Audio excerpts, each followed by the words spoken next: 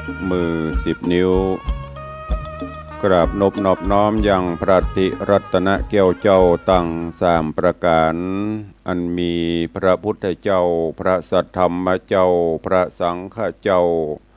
อันเป็นสรณะที่เพิ่งที่เคารพนับถืออันสูงสุดในชีวิตกราบคารวะแทบไตรไวยสาปารมีธรรมพระมหาเถรานุเถระเจ้าคณะพระสังฆาธิการพ่อแม่ครูบาอาจารย์พระสงฆ์องค์เนนจุตนจุองค์โดยความเคารพ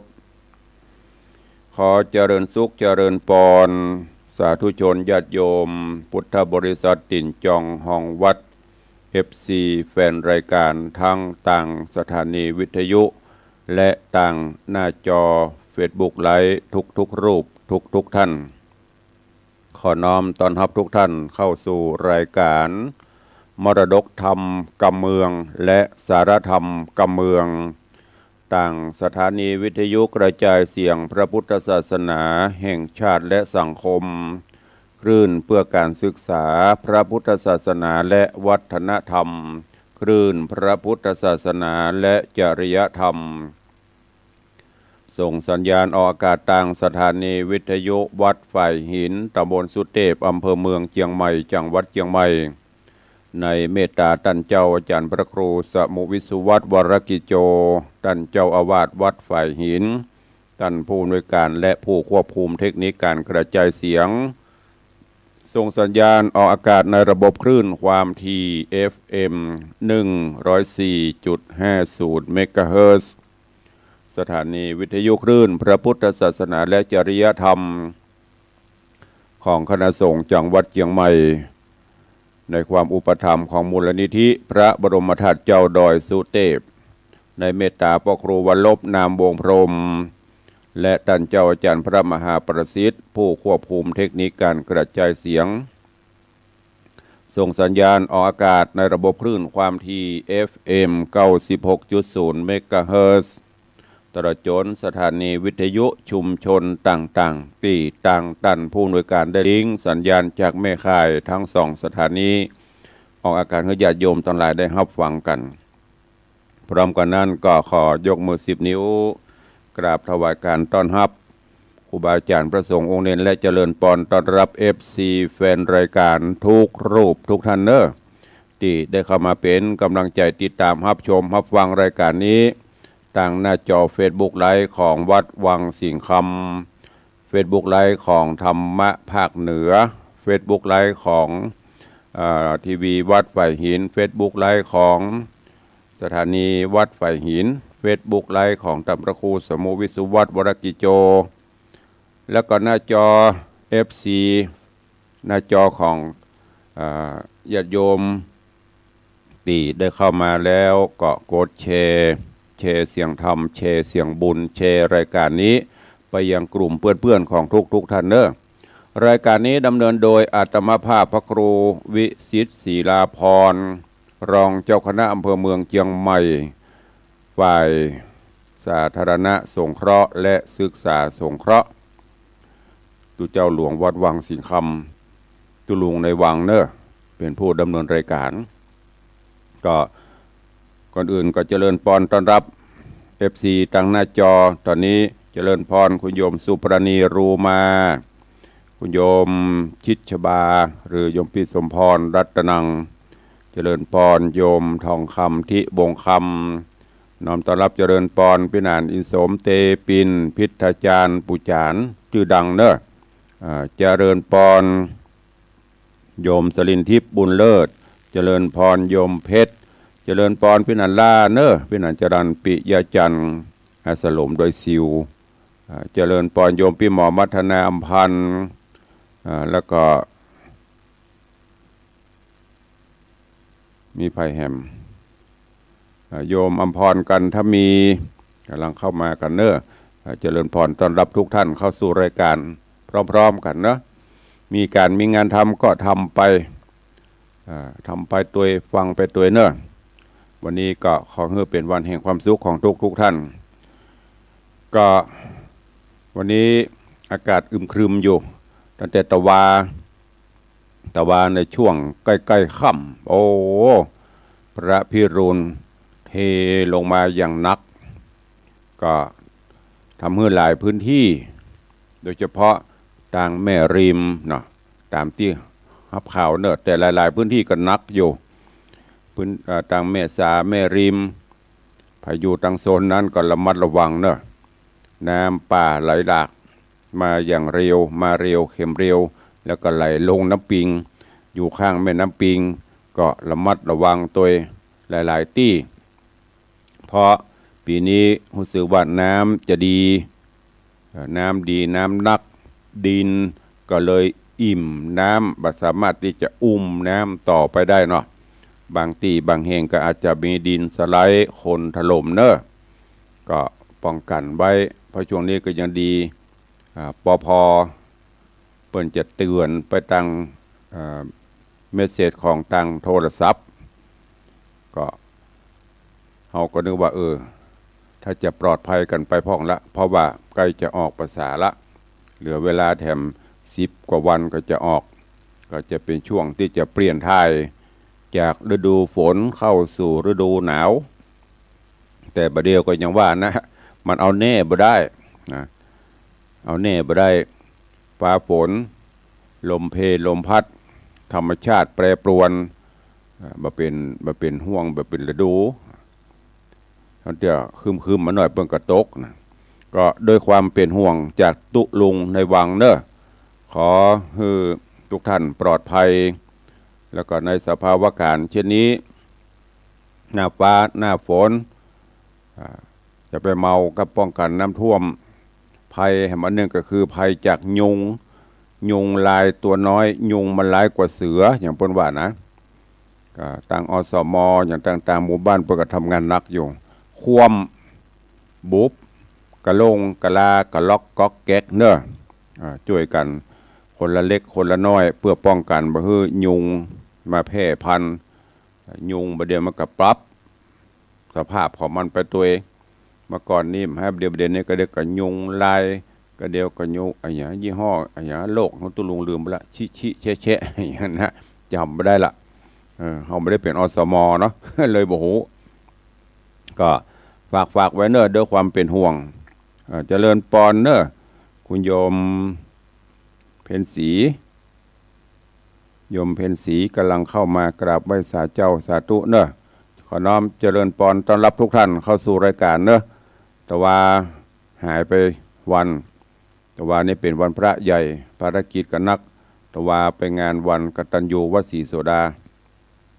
ลงมาก็มาลงอุโบสถก็เดี๋ยวก้อยไปอู้กันในตารายการทำกรรม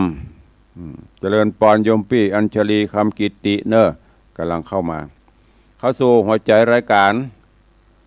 บัวระวงหงอมาตย์นิยายธรรมกำลังม่วนเนอะกำลังม่วนก็อย่างที่ตุลุงได้บอกไปเปิดเอาไปตะก่อนนี่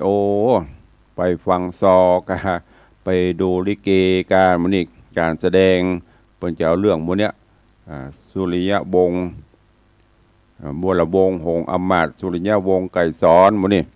ฟังแล้วได้เนื้อหาสาระใจความถึงแม้จะเป็นแนวละครแต่ว่าตัวละครแต่ละตัวมันจะมีเนื้อหากำกับอยู่ในหั่น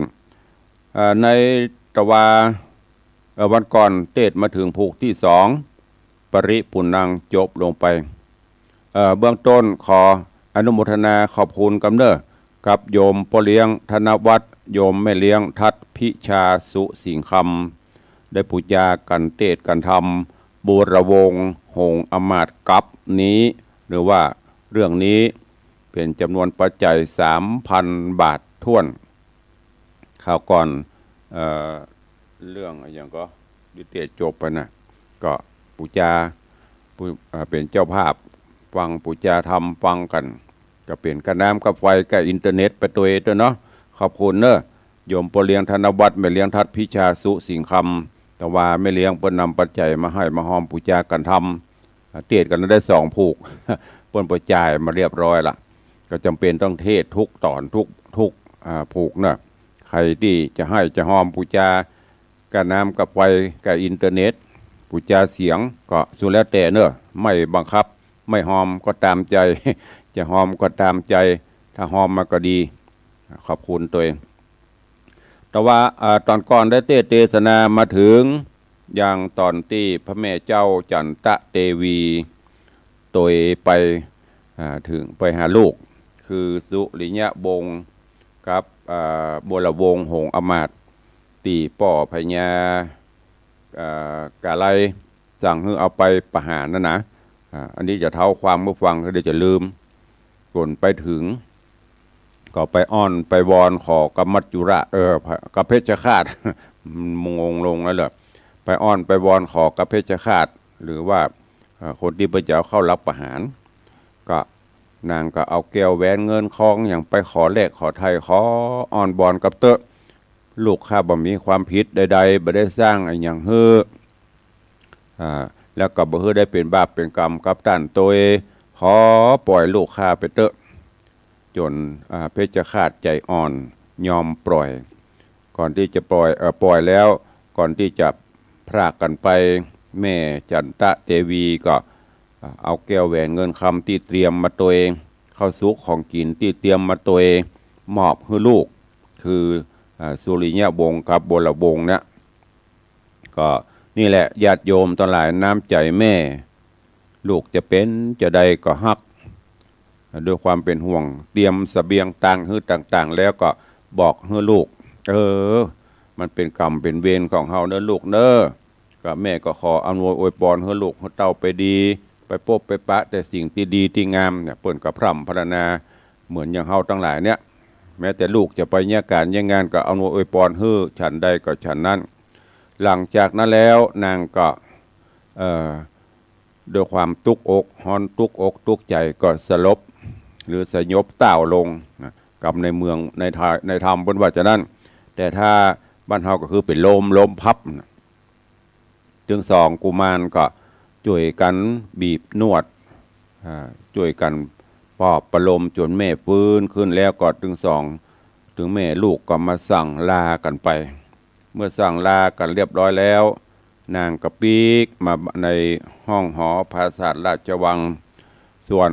สุริยะวงศ์กับบัวละวงศ์กับปากันถึงสองพี่น้องก็ต้องเตียวไปบุญไปตามป่าไม้ไผ่สนได้ยินเสียงนกเสียงหนูสปะสปันสิ่งสารสัตว์ในป่าแต่เปิ้นมาทำร้ายเนอะเพราะเทพยดาอาหักโดยไปปกปักรักษาถึงสองก็บุญดันป่าไม้ไปค่ำไหนก็นอนหั่นตัดที่ค่ำที่ไหนก็มานอนตัดที่หั่นแล้วก็พอจะขึ้นนอนก็ไปเจ้าจะนอนต่ำดินกินต่ำทรายอย่างเขานะปุ่นไปนอนบนป่ายไม้ปุ่นไปนอนต่ำแง่ไม้เตรียมมันมาไขว่มาสูมกันแจ้งมาก็ลงเตียวกันต่อไปปีก็ปลอบประโลมน้องโดยเฉพาะบัวละวงก็คือเติงหาบ้านหาจองคือตรงหาคือเติงหาแม่ปกติเวลานี้จะต้องได้กินข้าวกินน้ำห่วมกันกับแม่แต่บัดเดี๋ยวนี้ต้องมาปัดมาพรากมาจากถึงเวลาอยู่ตามกลางป่ากลางเขาค่ำมาก็นึ่งข้าวเป่าไฟโดยก็หาภาชนะอย่างในป่านะเพราะว่าแม่เอาเข้าเอาอย่างใส่ไต่ใส่ถุงมาฮื้อเพื่อที่จะฮื้อประทังชีวิตไปเป็นวันดันโดนไป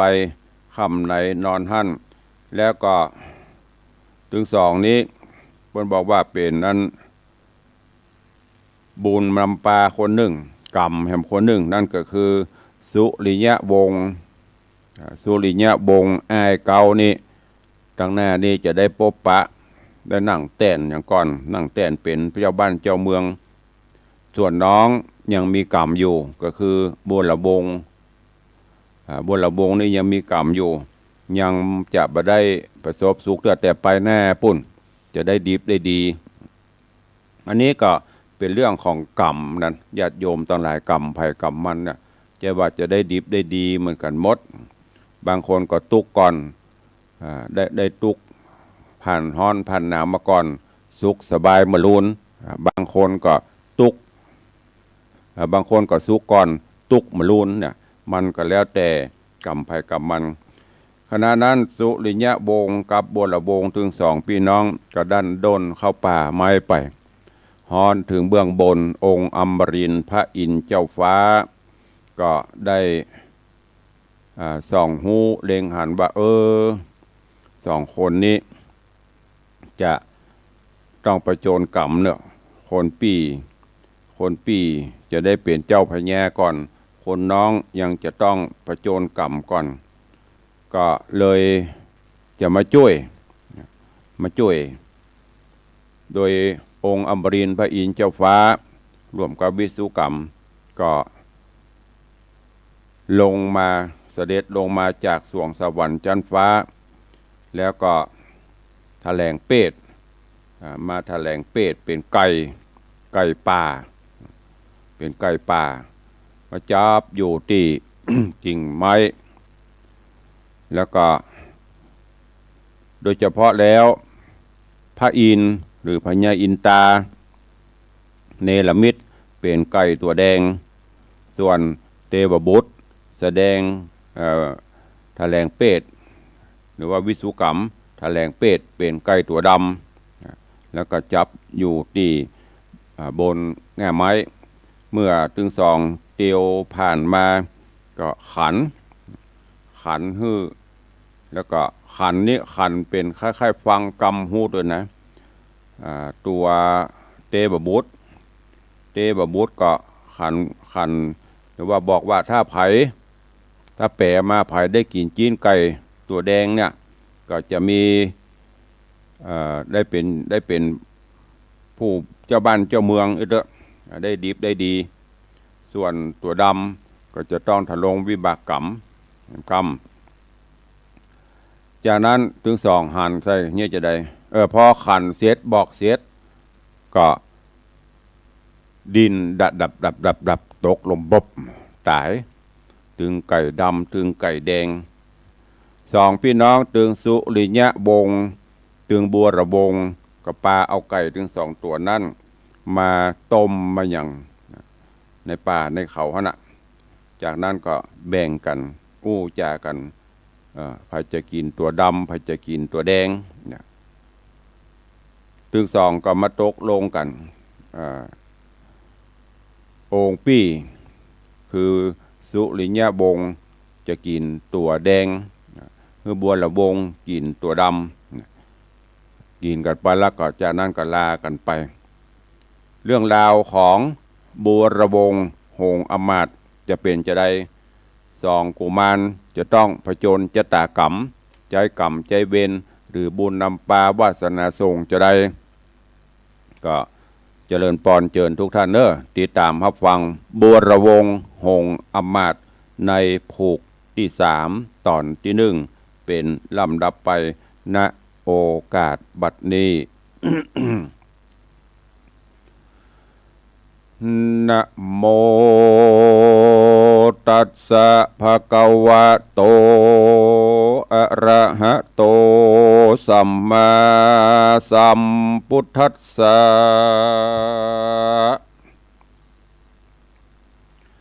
ตะตาอุโภราจะกุมาลาคัจฉันตาคุณทกะสะเรมัชเชทิสวาติสาทะโวดูราสปุริสะตั้งหลายตั้งยิ่งใจหนุ่มเทาอันอยู่เฝ้าฟังธรรมจุงดาจำติดต่อตามบาทคอบาลีอันพระมุนีที่ไวเตสะนาไว้เมินแม้ว่าตตาอุโภลาจะกุมาลาดังนี้เป็นตนว่าเมื่อสองนอดเนานเรนการว่าใดการว่ากินไก่แล้วก็กราดเกลียวเตียวไปเรียบห้วยใส่ในป่าเอาซื้อนาเป็นไม้ ก็เตียวผายเตียวสอดบุดันสอดเครือวันสองจอมขวัญยอดซอยก็ไปหันสละน้อยกลางโดงน้ำแห้งลงเขินขาดสองหน่อยนาดบุญแน่หันยังปาดหลายแหลกลิ้งเกลือกเจ้กับตมเจ้าอุดมผู้ปี้จริงกล่าวจี้ไข่จามว่าป่านานี้ใส่ย่อมเอาไม้เครื่องขี่ย้อนน้ำหนีขาดแห่งฝนบอดแห่งลงมาดังตุดังเราราพี่น้องได้พรากห้องเมืองคนดันไพศนป่าไม้ตุกเอาไม้เหลือลายป่าเตี้ยงตายมวลหมู่บ่อาจอยู่นั่นไปกวนเรียวไว้ช่วยกรรมเอาไปปล่อยน้ำบังทานเฮือมันโจมบานตั้งหมู่มีชีวิตอยู่นั่นไปกันว่าใครกล่าวแล้วสองนอเกี่ยวบุญพายก็เอาปลาหลายน้อยใหญ่ไปปล่อยไว้วางทานป่าเจยบานตัวนาเล่นเล่นกว่าไปมาสองบนนาเชื่องจันก็หนีจากหันเดินดงตาบ้านลงย่อนหอยหลับเหลี่ยมน้อยยุคันทอนก็ขึ้นนอนก้าไม้ดังกล่าวว่าไว้ไปหลังก็มีหันแลนาตัดสาวิภาตายะรัตติญากังกันคืนนั้นแจงรุงสายฟ้าปุ้งเรืองไรส่องใส่ใจหนุ่มเนาก็ลงจากเก้ารุกขาด้านดงหน้าห้อมหวยเหี่ยวลิงโจ้ยผาจันก้อยเกาะพันด้านกว่าบุญดันป่าดงรีลูกไม่มีเหลือแลหันจุเงโทมทองเกิบมากับตองกินฝาดตังมักหาดสุกใสตังมาตังมกไฟหมากเมาตังหมากเตาแต่งลายหมากนมควายสุกลูกใหญ่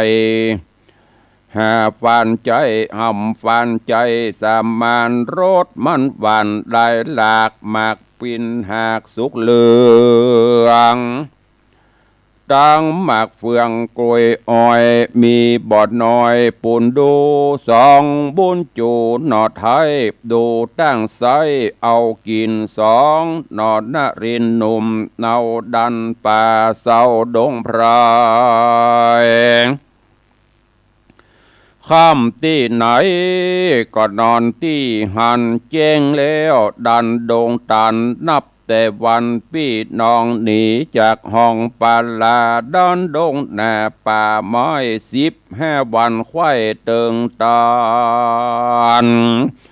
สองจอมควันน้อยเนตรจิงโพ้นเขตดงดอนเถิงนกรใหญ่กว้างมีชื่ออ้างว่าจำปานกรก็มีหันแลนะเตอุโพสองกุมารพี่น้องกันไปรอดห้องอนาเขตสีมาเมืองใหญ่อันมีชื่อไว้ว่าปัญจลนกรก็เตียวจอนใต้เต่าขอยังเข้าอาหารโดยกำวันได้แลว่าขาดเดป้อแม่ตังลายข้าสองใจพี่น้องหากจากห้องเมืองหลงจากห้องเมืองมาหาวงสาบอดใดตุกเอาไม้ตกผ่านขอปั่นอาหารเข้าน้ำบัตถุพรำตามมี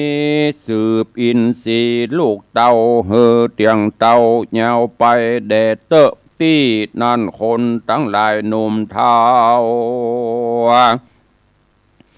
หันส่องเจ้าบุญจูลักษณะดูผาเสดงามล้ำเลิศนำแนมีกำจะอ่อนอ้อยฟังชื่นจ้อยวอนยายเขามีใจโจมเจิญจูผู้ยื่นยอดตานยังโพ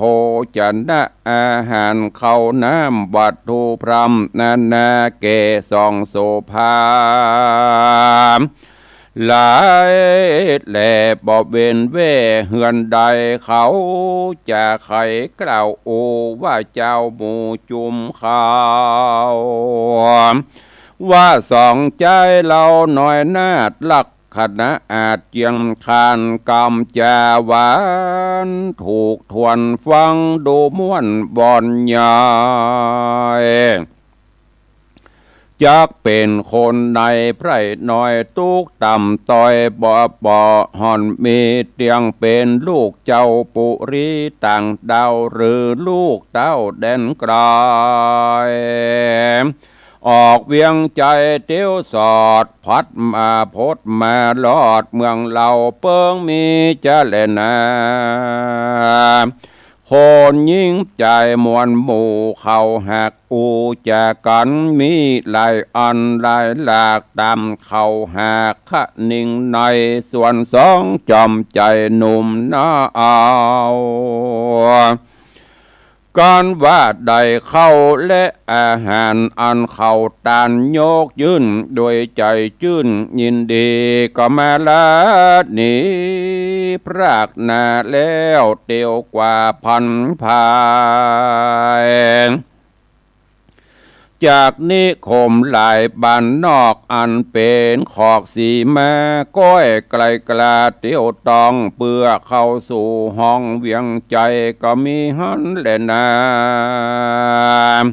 กีระดังเฮาหูมานีสายในเมืองใหญ่ปัญจลนคร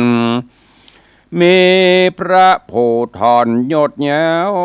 นั่งเต้นเต่าผาปลาชื่อพญาจันตราชมีนางนาฏมเหสีชื่อว่าสัมมุขียอดซอยงามจื่นจ้อยเปิงแปงอยู่เตรียมแฝงแนบคางเป็นเจ้าจังสวยโรมนางนาสาโนมกลิ่นเก่าวังเวทเฝ้าเป็นปริวาร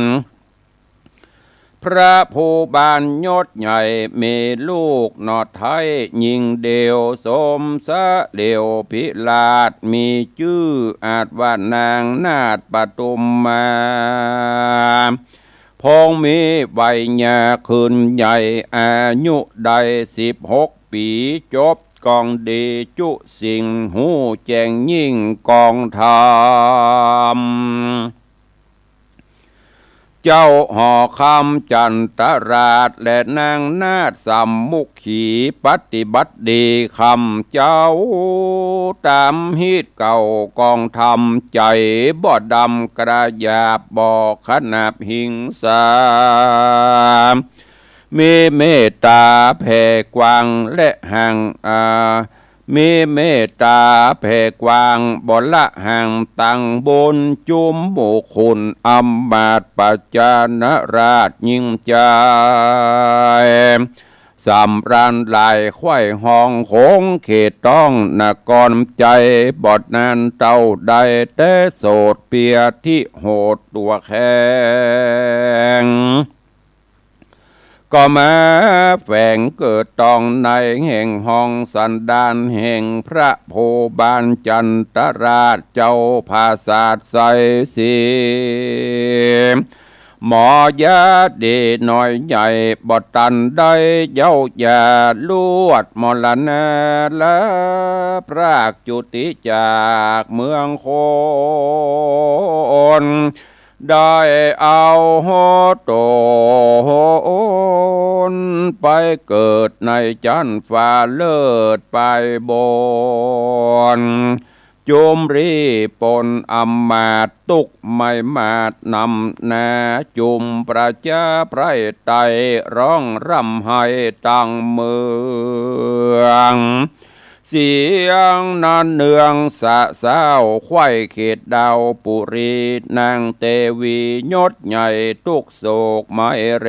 โรนตีอกตนบอกเหือดฮ้อนไม่เดือดถนัดใจริร่ำไรลายแหลดล้มเต้าแผ่ตั้งวันลวดดับคานมวยแมงจอมเจ้าจ้างหอคำโศกทุกนำหลังคอนเกิดขึ้นซ้อนสองคนคือว่าตนต้านเต้าผู้ภาพดาวปุรีกับเตวียอดซอยได้กราดกร้อยจอมการละห่อจานไว้เป่าละลูกเต่ายิงเดียวทุกดังเปลวไฟใหญ่ลามวูบไม่ห่อใจจุมคนในอำมาตย์ปัจจานราชโยธาตั้งเสนาหนุ่มเทามองมนเศร้าตั้งเมืองก็มีหันแลนาสัพเพเตจะนาอันว่าคนตั้งหลายหนุ่มเทามีศรัทธาเก้าเปมีเสนาเก้าเป็นประธานปโรหิตาจารย์ อัมมาตังนักปราชญ์เศรษฐีขหบดีป้อกากันทุกศกกระเบาบางเขาก็ดังแต่งห้างเลิกซากเจ้าจางผู้บานกับนางนงครันดอดเดาตามฮีตเก่าประเพณีตามโบราณมีแต่ก่อนบ่ฮื้อผ่อนสักอันก็มีหันแดนนาตาโตปะลางทัดแต่นั้นไปนาจุมป้อกาเศรษฐีกหบดีหนุ่มเนาอำมาตย์เก้าและเสนาปโรหิตาโพจลาดพรามณจาตโลองกุลกับตั้งขุนมวลหมู่มาพร้อมอยู่โรงการเปิกษากันพร้อมไข่บ่าเมืองเฮาใหญ่นำนาแต่เดิมมาแต่ก่อนคนจุบ่อนเจยบ้านสุขสำราญจื่นยาวไข่เขตดาวปุรีสัตุนีหายขาดจุมอุบาทหายโหนย้อนเตจะตนต้านเต่าผู้ภาพดาวปุรีบาดนี้เต้าหนีเจียนจากลาละพรากเมืองมอนลานาก็อนไว้เปล่าบ่มีลูกเต้าเป็นใจจากสืบสายนั่งแต้นเป็นลักแก่นเวียงใจแต่นี้ไปนาจุมไพรฟ้าประจาตังเสนาอำมาตย์จักไม่มาดมองผ่านตุกขี้นองจากไม่ปาดครองโถมตุกขี่ข่มมนเศร้าตุกค่ำเจ้ามองพระมองเงาย้อนเมืองเฮาเป่าวังบ่มีเจ้าจ้างทะลงเมืองไพรจักเครื่องทวนนาจุมเจ้าฟ้าแดนไก่อันมีใจกระยาบเตี้ยงมารบภาพราวีเจ้าปุรีไพรไตจากสุขใดสันดายโบราณไขว่าไว้ตั้งแต่ไทยเดิมอ่อนบ่มีนครใหญ่กว้างบ่มีเจ้าจ้างภาพปลามีแต่นาบ่มีเขามีแต่เจ้าบ่มีรีปนเกิดเป็นคนโลกใดบ่ฮอนได้กระทำมาบน นับว่าศูนย์เปล่าจอยแม่นดังถอยเข้าไข่เงี่ยสันใดนี่เล่าจักใดเจ้าถ้าลงเมืองเฮือรุ่งเรืองไปนาเฮือไพรฟ้าเจยบานเขาจะขันตันถอยมีบ่อน้อยหลายประการก็มีแลนาตาในกาละนันเดายังมีพรามเทาปโรหิตาจารย์ผู้ชำนาญแจงเจตจบตะไรเปตทั้งสาม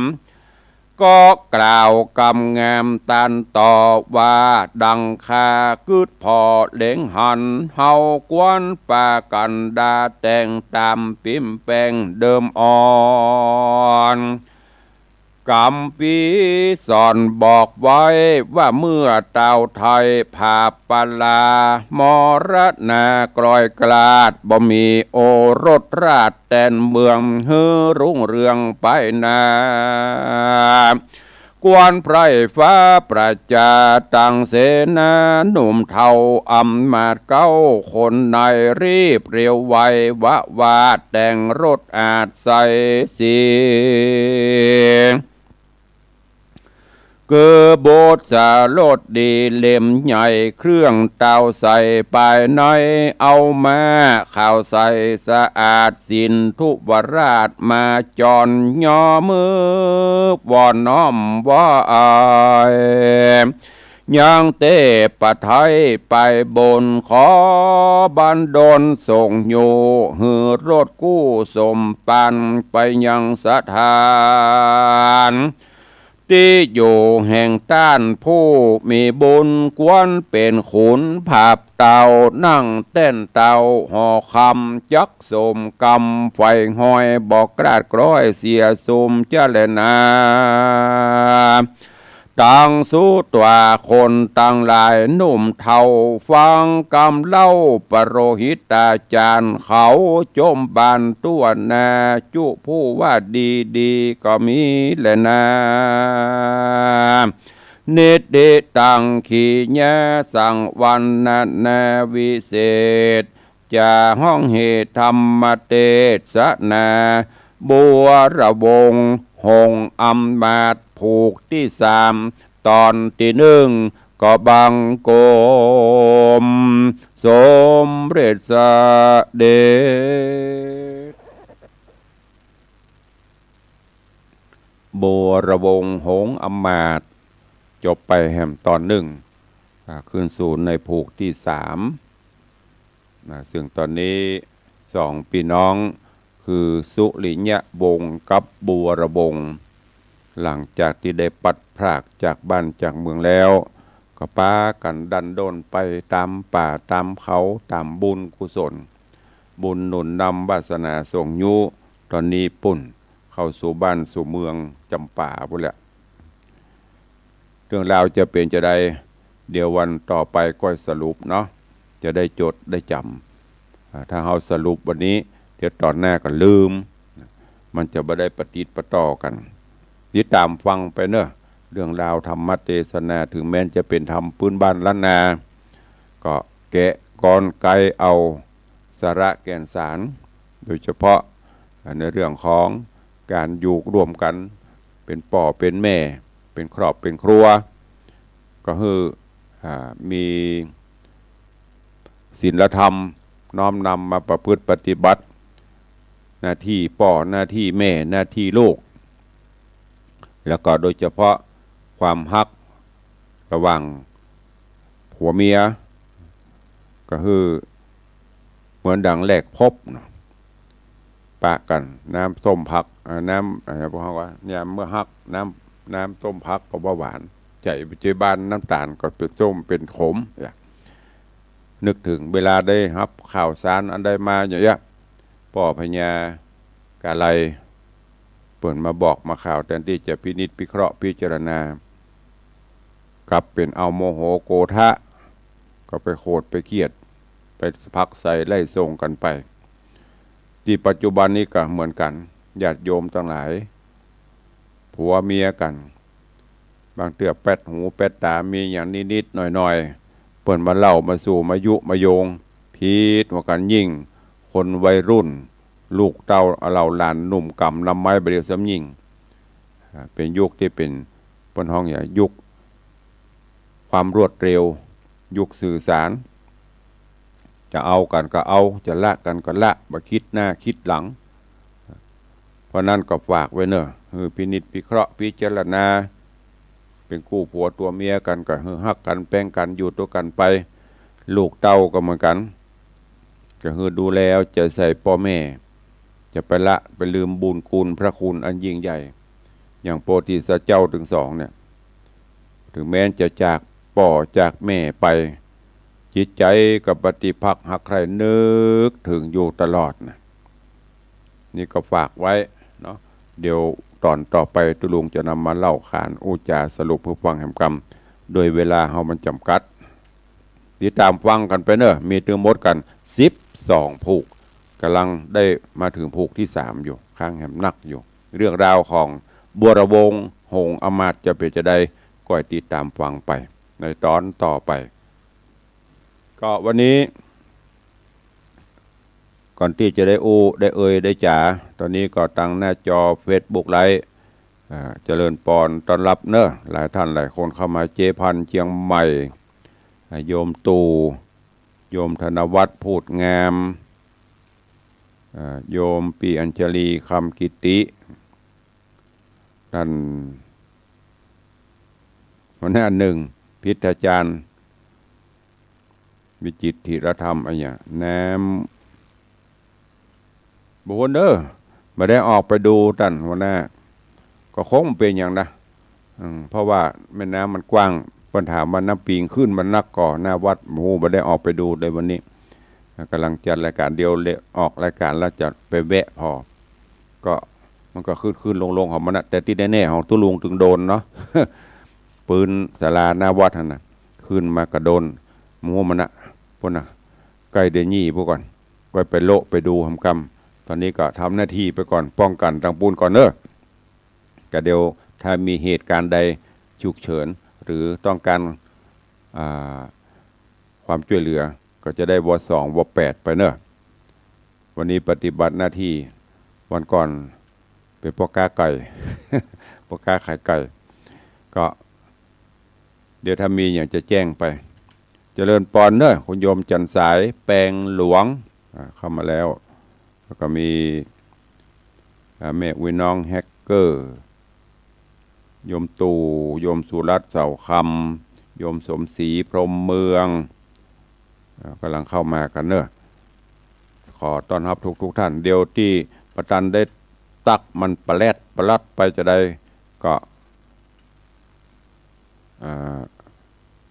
ก่อยไปตักมาหลุนเนอะก็มีข่าวอนุโมทนาขอบคุณกับญาติโยมศรัทธานาบุญเนอะแขนตุลุงกับปวดนะไหลติดเนี่ยแขนซ้ายนี่ยกก็จะยกสมุดมันไม่ได้กับปะเต้าปวดในด้านของงานบุญกุศลเนอะจะไปลืมไก่เข้ามาละแหม10 กว่าวันก็จะออกภาษาเสร็จแล้วก็จะถึงเวลางานบุญใหญ่ของวัดวังสิงห์คำเจิญ FC อีป้อยแม่สาธุชนญาติโยมเนอะได้มากินห่วมตันตึงมาช่วยกันสร้างกุฏิสงฆ์เฮือมันปันแล้วกำหนดการงานบุญของวัดวังสิงห์คำบุญกฐินสามัคคีเนอะในวันเสาร์ที่11ตุลาคมที่จะถึงนี้ก็เจริญปอนได้มาร่วมโมทนาบุญด้วยกันเนอะพี่น้องญาติโยมตั้งหน้าเฟซหน้าจอก็จะไปลืมเนอะได้ต่างได้มาเอี่ยวหากันบางเตี้ยหูจักกันกันหน้าเฟซมหันตอนสักเตื้ออันฟังตุลุงอยู่ตลอดติดตามตุลุงถ้าจะให้มันดีนะได้คุ้นเคยกันนักขึ้นมาร่วมบุญ ห่วมก็ได้บ่ห่วมก็ได้คะแนนมาจะได้หูจักมักจีกันไผติเปิ้นมาเจือเนี่ยนะตุลุงจะจำถ้ามันเมินมานี่ก็จำได้พ่องไม่ได้พ่องไม่ใช่อย่างมันได้ปะกันไม่ได้หันหน้าเนาะขออนุโมทนาบุญขอบคุณเนอะผู้ร่วมบุญกุศลขอเอามาทวนทำกรรมเพื่อมันตกหล่น เตี้ยกับตุลุงบ่ได้จดเนาะตั้งพี่น้องศรัทธาอีป่อยแม่ที่ตั้งบ้านตั้งจองเตี้ยขณะจัดรายการโทรเข้ามาเตี้ยบ่ได้จดหรือบ้านบางหลังทำงานเปิ้นโทรแจ้งมาเด็ดลุงจะจดลืมไปก็มีก็จะเอามาอ่านทวนถ้าชื่อไผตกหล่นก็แจ้งเข้ามากรรมอันปิงป้องนี่อะไรอย่างหอมสตางค์กัน เดี๋ยวก่อนเดี๋ยวพอแจ้งเข้ามาหอมบ่ได้ประกาศ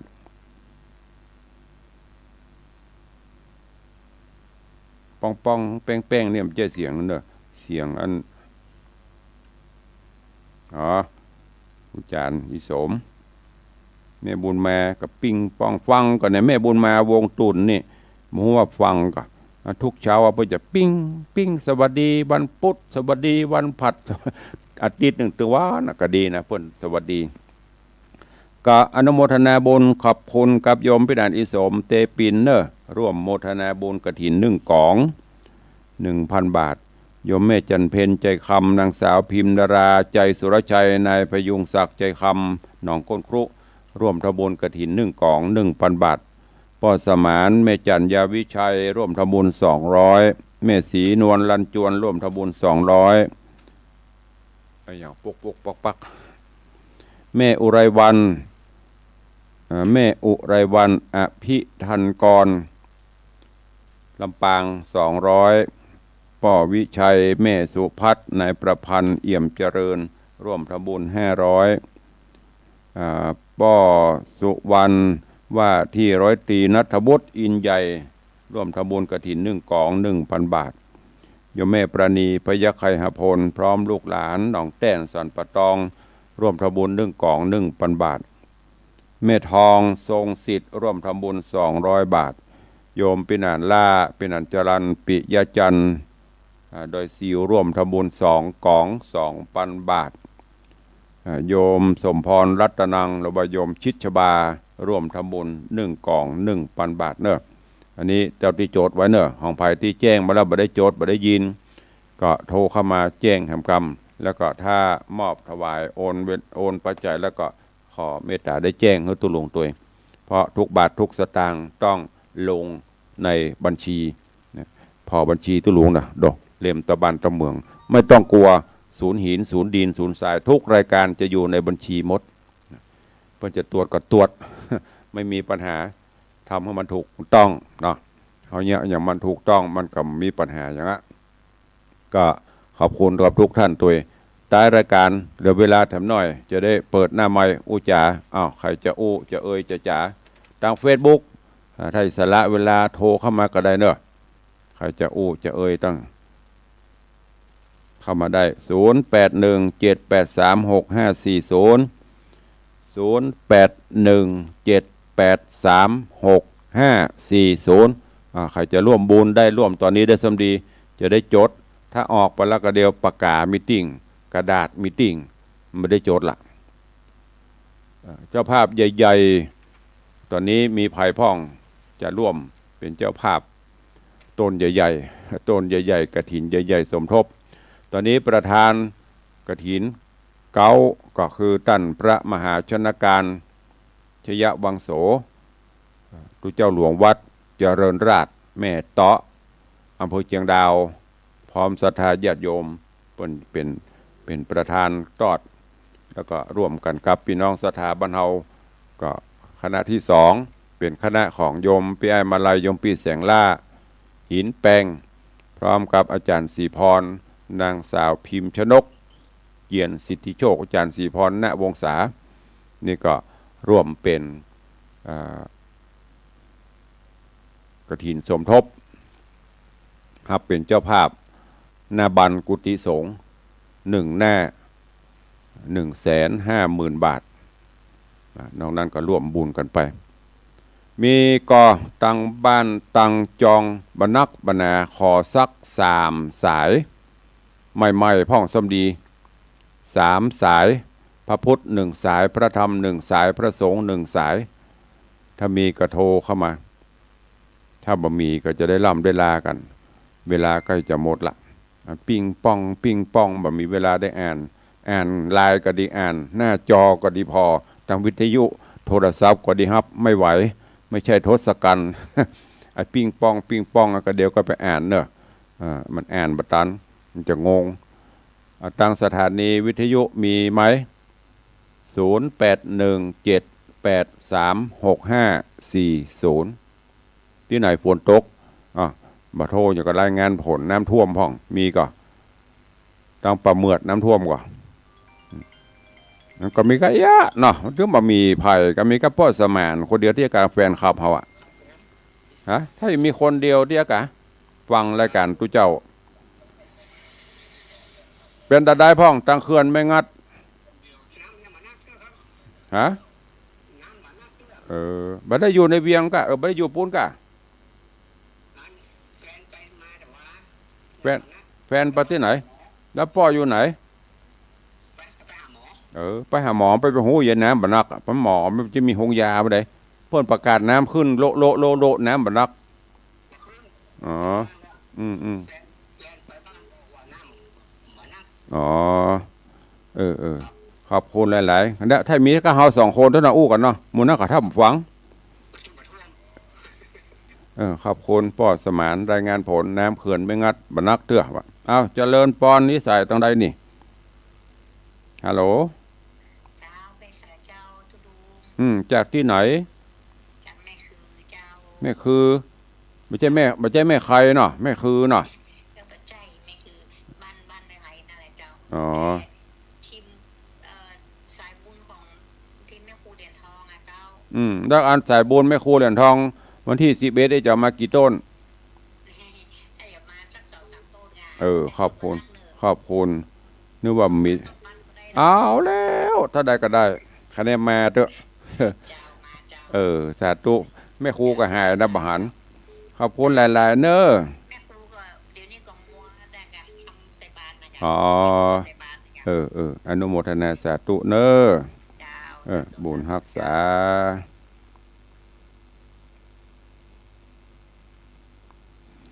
สายต่อไปมีใครบ้างเจริญปอนขวัญเวียงแห่งเมืองเชียงใหม่กราบนมัสการเจ้าว่าจะโดยถ้าโอกาสเนาะลูกเป็นได้ไปส่งลูกทัวร์ก็ได้ไปอยู่เจ้าสาธุเนอะบุญรักษาสาธุลันจวนว่าไงฮัลโหลว่าเมาก็ไปติ้วเขากะถ้าเปิ้นถ้าบะจมมันตึกบะโทเนาะถ้าจมก็โทให้กำเนาะสายรูดไปละเจริญปอนเจ้า